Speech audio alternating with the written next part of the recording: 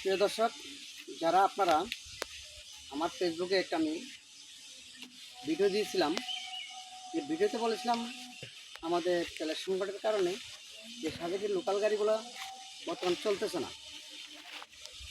এখনও প্রায় 1.5 মাস পরে আসার পরও আমার লোকাল গাড়িগুলো চলতেছে না।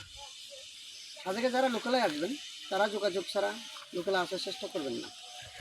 আমার একটা ভিডিও 71 টেলিভিশনে প্রচার হয়েছিল।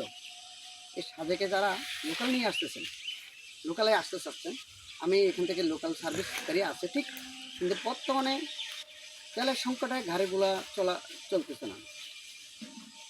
1.5 মাস পরেও এসে বর্তমানে অকটেনের সংকট কাটলেও ডিজেলের সংকট এই সাজেকবাসী ভোগ করতেছে।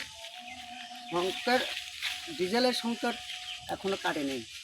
এখনও বর্তমানে সাজেকবাসী ডিজেলের সমস্যায় আছে। ডিজেল পাওয়া যাচ্ছে না, অ্যাভেলেবেল পাওয়া গেলেও আপনার বর্তমানে হাই দাম।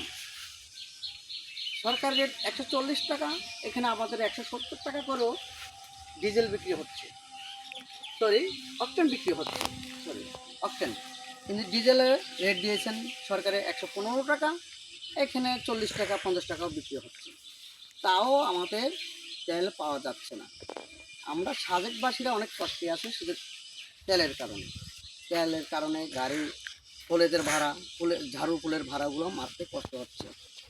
তাই আমাদের দুঃখ শোকে দেখার মতো কেউ নেই। ধন্যবাদ সবাইকে।